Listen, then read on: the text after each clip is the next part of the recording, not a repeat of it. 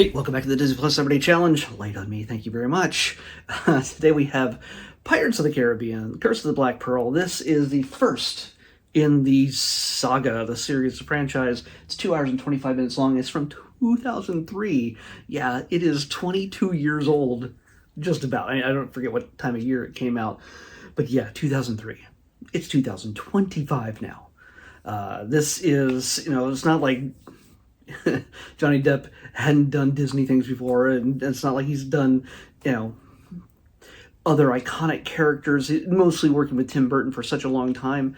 But for this I can't recall him doing something on this level with a Jerry Bruckheimer film, with Gore Verbinski directing, a Hans Zimmer score, and a pretty massive cast, all built around one of the classic, not one of the original, but one of the classic rides at Disneyland, and eventually Walt Disney World and the Magic Kingdom. But the original ride did not launch with the park when it opened in 1955. It launched years later. And understand that this was part of a trend where, they've been making movies based on the rides at Disneyland for many years, to varying levels of success. Haunted Mansion being one of those various ones that neighbors Haunted Mansion in Disneyland, and also is mysteriously connected to the story of Pirates of the Caribbean.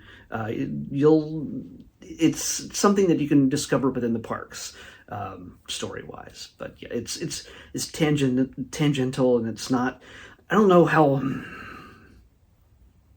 important it is, but there's a tiny little connection because everything has a story in Disneyland, as it should be.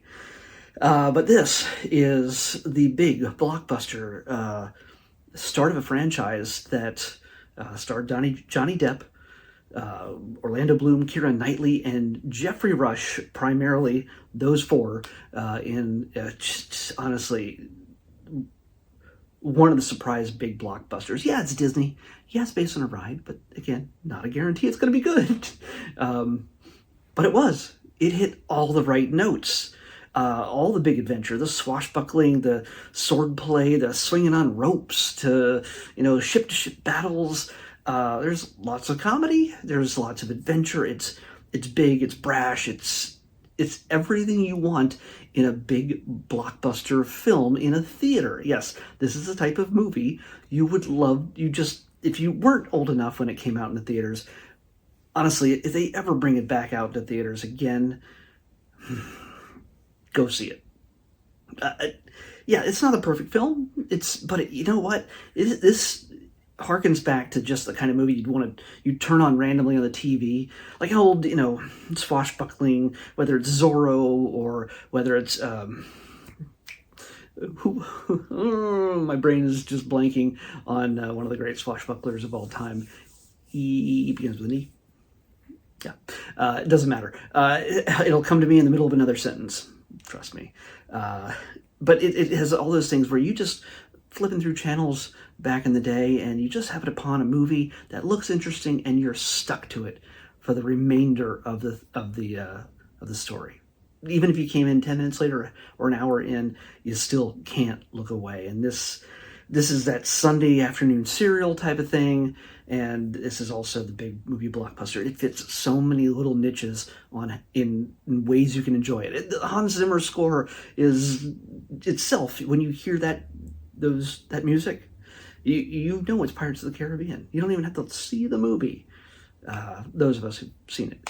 Again, most people have seen it, and most people, it's the kind of thing that either you really just ran to the theaters and saw it, or you just ignored it completely just because it just didn't seem to be your bag. I highly recommend this for people who just want a nice, big, fun, escapist film. You'd only really not like this if you didn't like any of the lead actors. I know there's some people who really love or really hate Johnny Depp, but for whatever reason. But this is honestly one of his most iconic characters in his entire career, and he's done a lot of stuff. And this is also one of the characters that's most beloved to him, because this is a man that even when he's not making the movie, dresses up as the character and plays the character at events, children's hospitals, at D23 Expo when he performed, they were promoting the most recent film in the series. He came out on stage and was fully Jack Sparrow. He wasn't Johnny Depp wearing a costume. It was Jack Sparrow. Even Harrison Ford backstage just looked at him like, "What are you doing, man? Are you okay?" Like it just gave that look like he would. You know that Harrison Ford would never dress up as Indiana Jones or Han Solo at a convention. It just, no, it would not happen. But Johnny Depp is dedicated to this character. He's also appeared many times on the ride itself in Disneyland. Very often, again, relating to the movie release, he would sometimes step out on the balcony and address the people in line. And also at the very end, when they added Jack Sparrow to the ride, every once in a while, rarely, you would find him sitting in that chair surrounded by gold. And it wasn't an animatronic, it was Johnny Depp himself. So what makes this movie so special? Again, it's just, it is almost unrelenting in its action. And even when it pauses for a few moments, the dialogue, the interactions are engaging. Every moment, while Captain Jack Sparrow is the good guy, he's also so much the bad guy. He is a scoundrel, and he is playing everybody along the way. And you want to expect that he's going to betray somebody, but you also hope that he's not, because you're rooting for Will, and you're rooting for why can't I say Elizabeth Swann. You're rooting for the two of them. And honestly, the really great thing about this is, for me, just thinking of this right now, is that they're laying the groundwork for so many more stories to come that are explained in the next 5 films. I forget how many there are. But Will's history, and Jack's history, and Jeffrey Rush's, Captain Barbossa's history. There's so much that's delved into through these. And you also get supporting characters that recur throughout all of the films. Some we lose here and there, and some that just refuse to go away. And they're, usually the comic relief and things like that. So if you killed them off, it'd be, pretty upsetting. But you get people that aren't just fully bad guys. That's kind of the lesson in this, is even though historically pirates are not good people, the entire concept of rape and pillage and all that other stuff, that was a real thing. They were just floating criminals for the most part, who fell by no law. They adhered to no law and destroyed and stole and hurt a lot of people around the world. And pirates still do that in certain parts of the world, on the high seas. Not with the flashing, style that is depicted here. It's even more brutal in some cases. But in this, for decades, we've always, whether it's been stories like Treasure Island and things like that, and just old swashbuckling type of movies, we've always leaned towards making these adventurous scoundrels the heroes in some stories, like cowboys or astronauts or gangsters in some of these ways. We as growing up as kids, before my time, before they got all the Star Wars and the Marvel out there, these were just characters that kids like to dress up as. They'd play pirates, or they'd play cowboys and Indians and things like that. It's just that imagination, that adventure that you get to explore. And that's what Disneyland was all about. You get on the Pirates of the Caribbean ride, and you're in the Caribbean, and you're living through the world of Tortuga and the rampaging of all the different pirates and the adventures, well before Jack Sparrow was ever added to, Captain Jack Sparrow was ever added to the story. So yeah, it never takes itself too seriously. Obviously, Jack Sparrow doesn't take himself too seriously, except when it comes to saving his own life. And you get to see one of the, what I started to say was, nobody is fully hero, nobody's fully villain in this. It is about the gray spaces between these, and making the right choices in the right places in the right time. And it's kind of underlined toward the very end of the film as to how why that's an important theme to this film. Because Elizabeth Swann has to make decisions to save her own life. She's not the damsel in distress that has to be rescued. She stands for things. Will hates pirates, but he's got a little bit of something that he needs to learn about his own history. And of course, Captain Jack Sparrow is 100% pirate, but yet, as the first time we see him, he's literally stepping off a sinking ship. And he steals from the dockmaster. And the next scene we see is him jumping into the water to save Elizabeth Swann from drowning. That not because, maybe I can rob her, or maybe I can, get a reward or something. No, he puts himself in danger because he's a known pirate, and he knows that more than likely he's going to get caught. If he rescues her, he could get shot, hung immediately. And it's only, it only happens that sometimes that good nature, that heroic action, that whatever that is that compels him, brings him out of what people see him as. So. And then, and then there's also Captain Barbossa, who I will not spoil anything with this, but he is a more complex character as the main villain of the film than we initially are led on to believe in this film. That he is Jeffrey Rush is just really good. As much as Johnny Depp has redefined, in a sense, what the pirate, the type of pirates. The popular version of what pirates can be. It's when people think of pirates now, they think of Johnny Depp as Captain Jack Sparrow. But Barbossa, by Jeffrey Rush, is just classic bad guy type of pirate. He's got the sound of his voice. It just has all the things you need to be just the ultimate pirate. And he's fantastic. He chews that scenery, but not in a cheesy, corny way. You believe it, he has some great lines. When he reveals, when we get the secret behind the curse of the Black Pearl, it comes out in a pretty big way as it's revealed to us at the same time it's revealed to Elizabeth Swann. And it's a pretty great moment.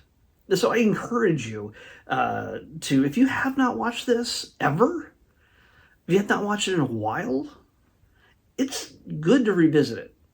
It's the only thing I can say that it's not necessarily bad, but it gets to be a lot after a while. I think the whole final, this is a 2 hour and 25-minute movie. And by the way, it says 2 minutes here that I didn't watch. That's just the foreign credits. I don't need to watch why is this not showing as finished? It's finished. Anyway. I lost my train of thought.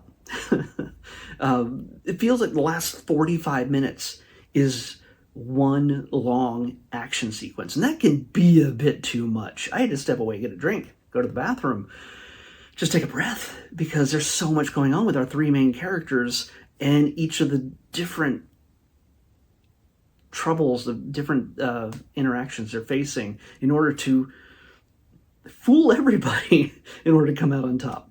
Yeah, there's all this backstabbing, front stabbing, side stabbing, just Jack playing the field in trying to just outdo everyone to his own benefit. And being that this could have absolutely have been a failure. It could have been a humongous bomb. And a movie like this probably would look good. Like, you could probably sell this and people go to see it in theaters. If this was if it was coming out in 2025, it would look pretty huge. And the visual effects would look even better than they do in this. And for 22 years old, they hold up to a certain degree much better than so many other films from 2003. So it's not perfect. You're not going to go, oh my gosh, look, it doesn't look dated at all. It looks a little dated, but that's okay. It doesn't detract from the enjoyment of the film at all. It is what you worked with in 2003, and they had the top of the line people working on this. So yeah, it's and they pumped it for all they could. They got like 4 more sequels out of it. And each of them are their own films, continuing the same tone, the same level of action, the same intensity, and comedy and everything else that you get in the original.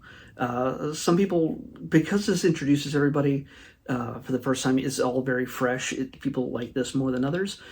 Some get a little crazy, surreal, a little bit too supernatural in a sense. This one certainly has supernatural elements. If you don't think it does, you didn't see this movie. But it does feel more grounded than some of the later films.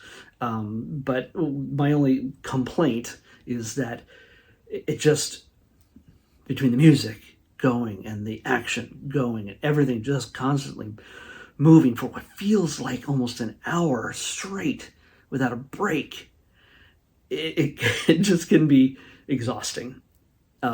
So watching it on your couch is probably a good situation where you can pause it, get more popcorn, go to the bathroom, and come back and go for the rest of it, if you find a good spot to pause.